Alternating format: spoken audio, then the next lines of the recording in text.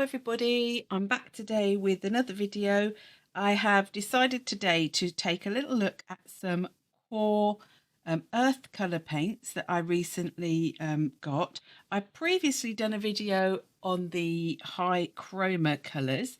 I will link it to the end of this video if you want to watch it, in which I went through with swatching the colours, and I created this little it's not a journal page because it's on a piece of watercolor card. It's on the Hanamule round watercolor 100% cotton cardstock, cold pressed 300 GSM, and I made these little birdies. So I will link that at the end, as I said.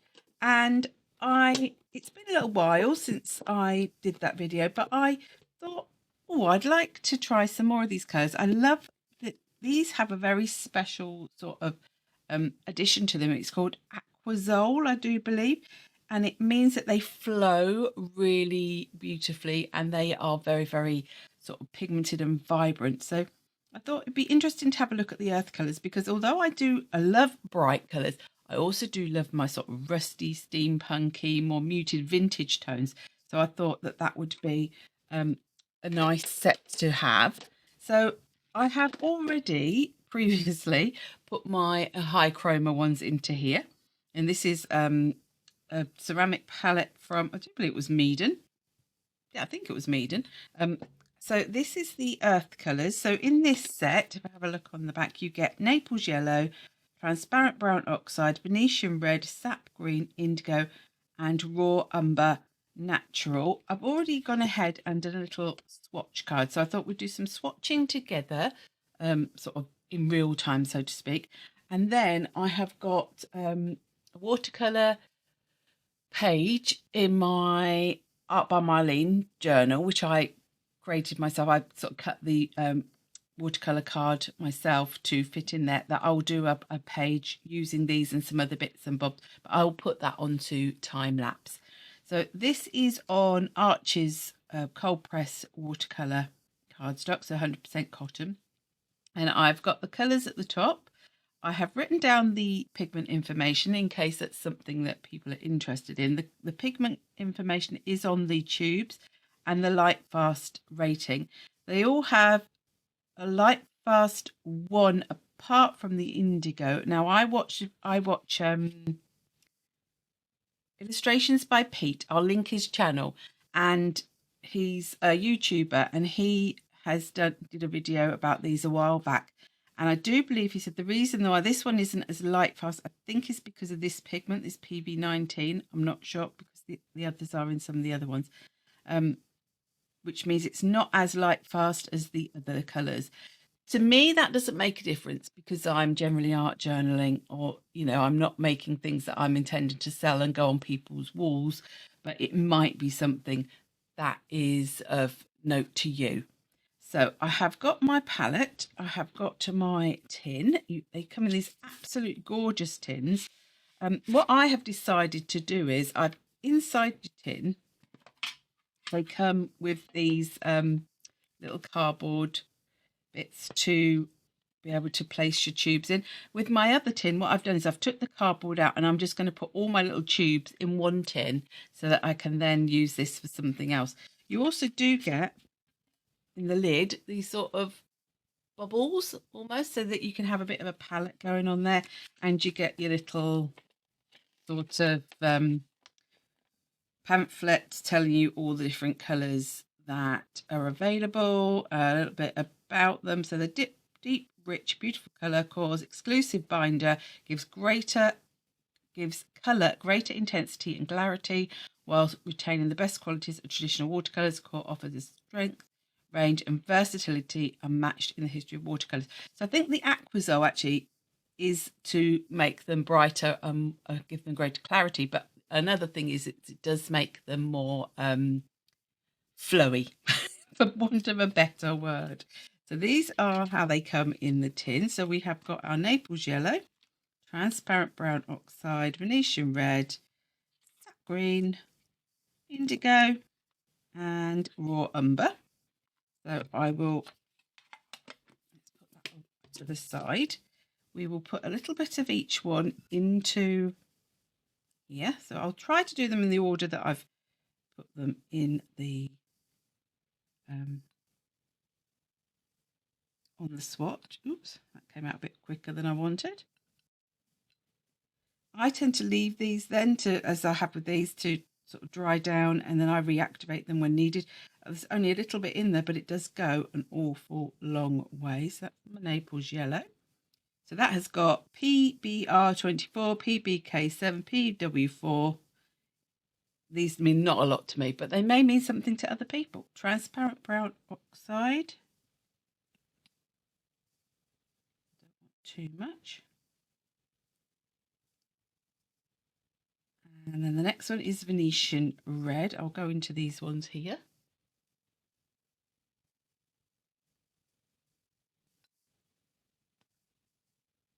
I do recognise the name Venetian red. I do believe I have it in my Hirataki Gansai Tambi set. I'm not sure which one it is, if it's the Art Nouveau or the set of, I think it's 36 set I've got. This one's sap green. I do like sap green.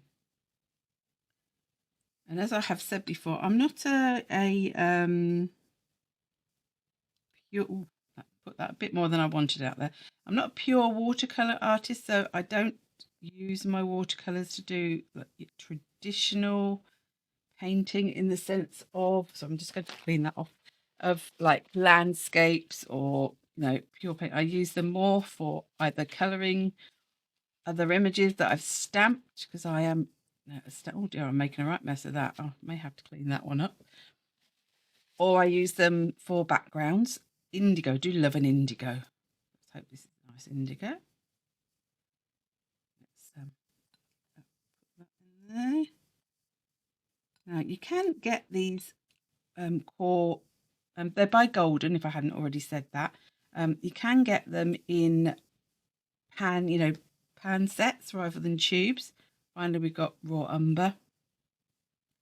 But I like the colours that are in these 6 sets. Now, it does work out more expensive buying them like this, but if you're not worried about having lots and lots of colours, then, it's not as much of an issue. You can buy, like a set of 24 tubes. I think you can buy a set of 12. But I wanted to be able to have the colours that I wanted, if you know what I mean.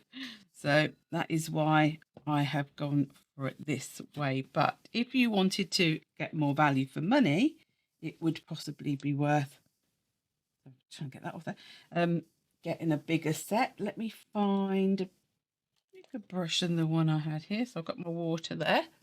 Let's put this to my right. It's very strange because I'm right-handed, and yet I tend to like having things to my left. I don't want to put that in the way of that. So I'm going to put some water down first. I've put a black line to see how transparent they are. And let's go with our, oh, I nearly went for the wrong colour then. Naples yellow. See how easily they move, moving through the water. I got very excited in the last video when I did this, so I won't won't be so squealy this time. Right, let's put some water down. So this one is the transparent brown oxide. This is PR101. It's just a single pigment. It's very interesting because the next one is also PR101, but obviously would be a different colour. It's a transparent brown oxide.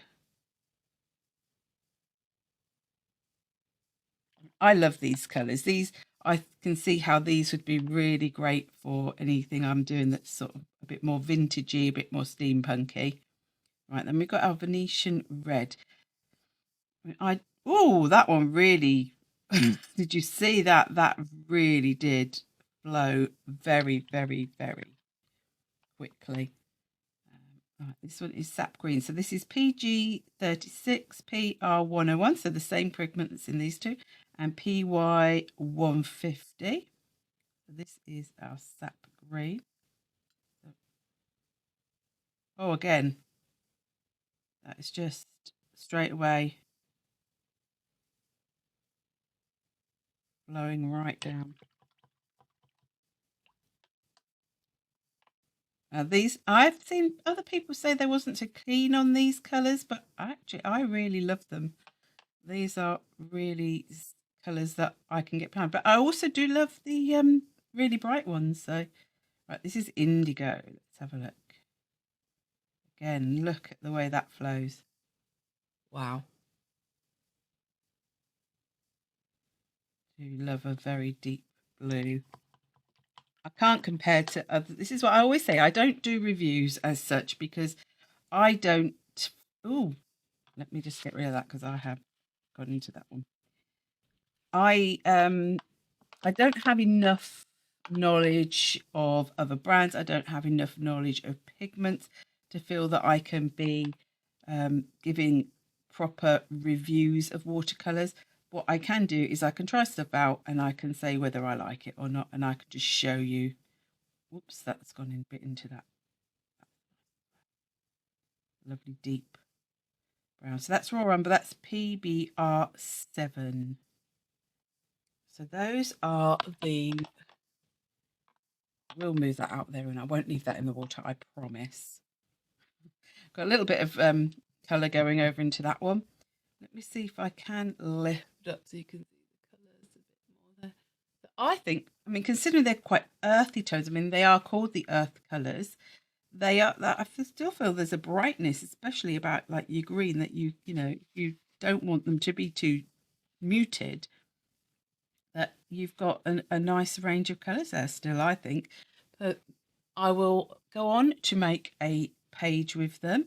I hope you watch to the end. If you do like the videos that I make, please do like them by giving them a thumbs up. Any comments are always appreciated. And if you haven't subscribed and you'd like to subscribe, please do.